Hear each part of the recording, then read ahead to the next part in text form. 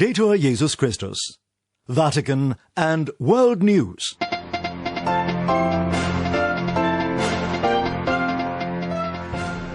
In the headlines this Saturday, February 20th, Pope Francis expresses his gratitude for the selfless efforts of doctors, nurses and other healthcare workers during the pandemic. Local churches around the world observe a day of prayer for victims and survivors of abuse. And research from a leading Mexican university casts doubt over the coronavirus facts and figures that are being shared in national media. In the Vatican, I'm Francesca Merlo. Pope Francis has expressed his gratitude for the selfless efforts of doctors, nurses and other healthcare workers in the midst of the ongoing coronavirus emergency. In a letter addressed to the head of the Pontifical Academy for Life, the Holy Father remembered those who have given their lives for others during this pandemic. Christopher Wells tells us more. Pope Francis has recalled the generous and heroic work of doctors, nurses, and other healthcare personnel during the coronavirus emergency. The Pope's remarks come in a letter addressed to Archbishop Vincent Paglia on the occasion of a memorial service for healthcare workers who have died as a result of the pandemic. The event was organized by the Pontifical Academy for Life, which Archbishop Paglia heads, to mark the day set aside in Italy to recognize the service of healthcare personnel. The commemoration occurs on the one-year anniversary of the detection of the first case of COVID-19 in the country. The examples of so many of our brothers and sisters who have risked their lives to the point of losing them inspires deep gratitude in all of us and is a cause for reflection, the Pope writes. In the presence of such self-giving, the whole of society is challenged to bear ever greater witness to love of neighbor and care for others, especially the weakest. Pope Francis added, the dedication of those who, even in these days, are working in hospitals and healthcare facilities is a vaccine against individualism and self-centeredness, and demonstrates the most authentic desire that dwells in the human heart, to be close to those who are most in need, and to spend oneself for them. Pope Francis assured those taking part in Saturday's memorial service of his spiritual closeness, saying, I join spiritually with all those gathered for this significant commemorative event, and I greet you with my blessing. I'm Christopher Wells. The Day of Prayer for Victims and Survivors of Abuse is observed on the first Friday of Lent by several bishops' conferences across the world. It is an initiative responding to Pope Francis's request to all the bishops' conferences of the world during the first meeting on the protection of minors in the Church held in the Vatican in February 2019. Father Hans Zollner, a member of the Pontifical Commission for the Protection of Minors, spoke to Vatican Radio about progress made with regard to fighting abuse in the Church since that meeting. Robin Gomes reports. According to Father Hans Zollner, who is also president of the Center for Child Protection at the Pontifical Gregorian University of Rome, prayer must always be linked to action in order to promote justice and to change the culture in the Church itself. He underscored the importance of common prayer, stressing that prayer becomes powerful when 2 or 3 are gathered in the name of Jesus. Public prayer, he said, is also a reminder that we must not flee from this plague, as the last 2 popes have urged. Regarding progress made against abuse in the Church in the past 2 years since the first international meeting on the protection of minors in February 2019, the Jesuit priest said the initiative has had some visible fruits and others less visible. Among the visible effects, he said, the most important is the legislation in the Church. In May 2019, the Pope promulgated the motu proprio Vos Estis Lux Mundi, a new law which points to procedures in the event that a bishop, a provincial or a general of a religious congregation does not carry out what he or she should according to the canonical norms because of negligence or cover-up cases of abuse. Later in December that year, Father Zollner said, the pontiff made the possession and disclosure of child pornography material punishable by raising the age of minors from 14 to 18. In addition, he abolished the pontifical secret linked with cases of sexual abuse.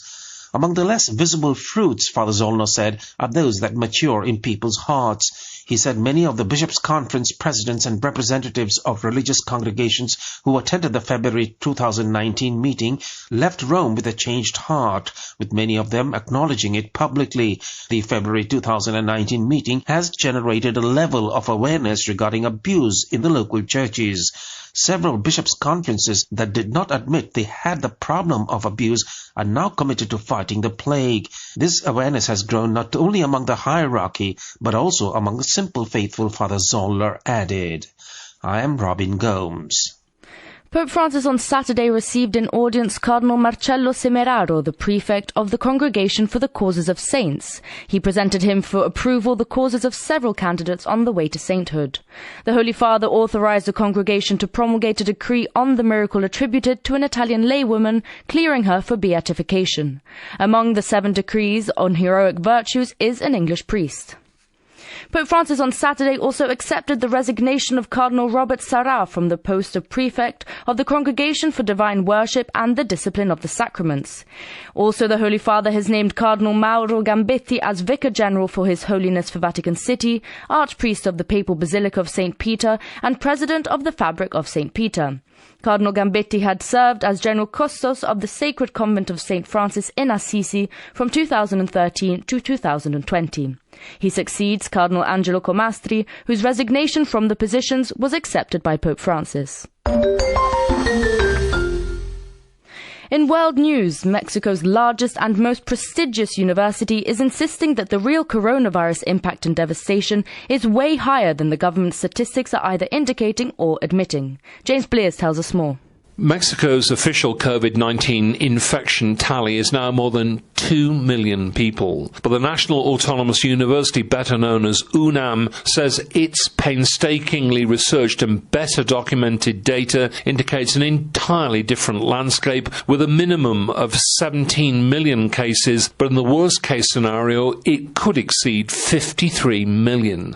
UNAM specialists claim that this could add up to more than 178,000 deaths directly due to the pandemic. Mexico has very low testing rates for the virus and disproportionately focuses on severe symptoms rather than mild ones.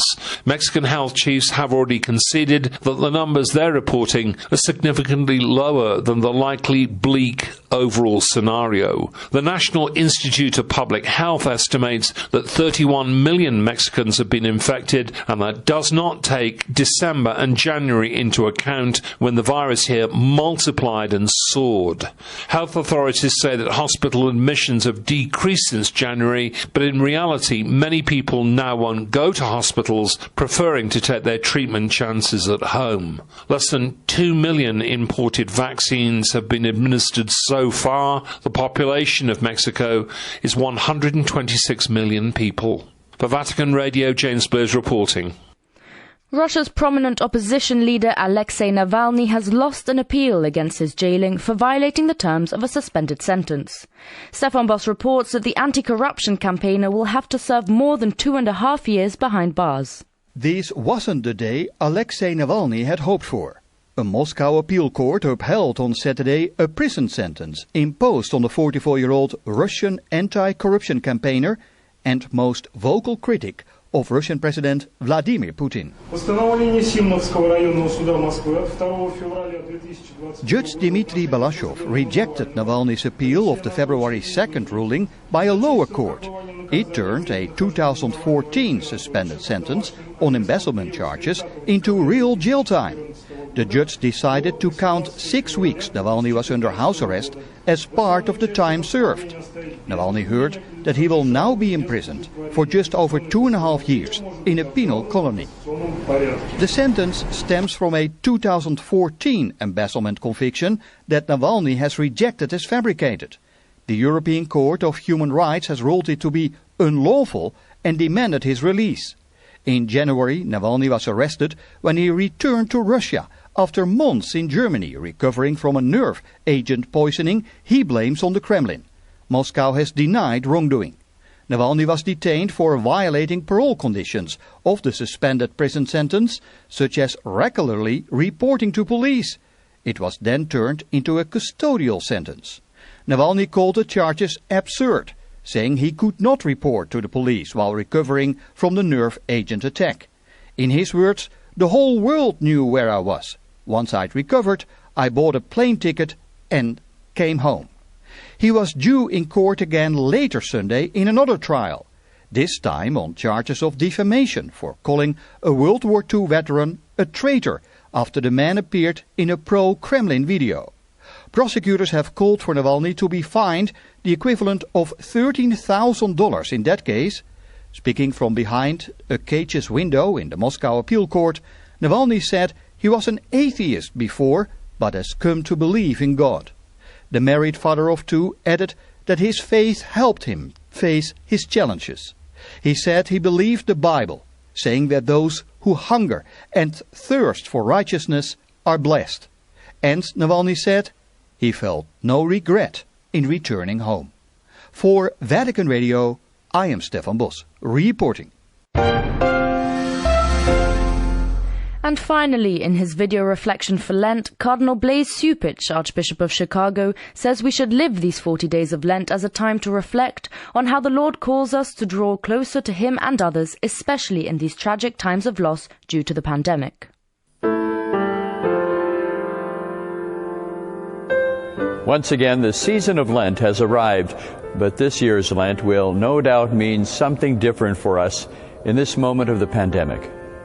We have already given up so much, being with loved ones, enduring disruptions to our usual routines, not to mention, for many, the loss of incomes, jobs, and yes, the death of family and friends. We all have had significant losses. So maybe it is hard to imagine how we can embrace more self-denial right now. But let me suggest another approach. To consider that just as the usual practices of fasting, prayer, and almsgiving are all designed to bring us closer to and more dependent on God rather than ourselves, so too our moments of loss with the pandemic have done the same. What I'm suggesting is that we approach these 40 days as an invitation to intentionally reflect on how the Lord has been calling us to draw closer to each other and to Him in our suffering, in our loss, imposed by the pandemic, but also to think about how what we have learned in this year-long Lent should bring about changes in our lives after the pandemic.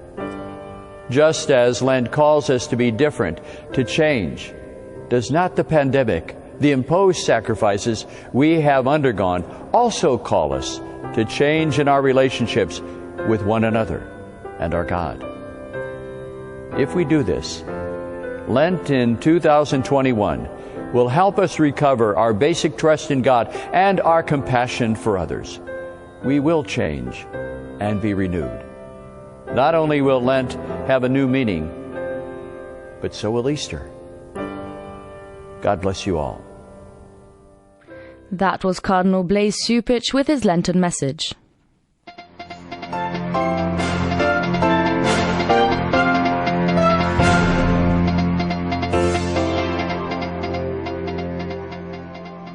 And that brings us to the end of this edition of Vatican and World News. For more on these and other stories, please be sure to visit our web portal at www.vaticannews.va. You can also catch the latest updates on our Facebook page or on Twitter. Many thanks go to Patrizio Ciprari in studio. In the Vatican, I'm Francesca Merlo.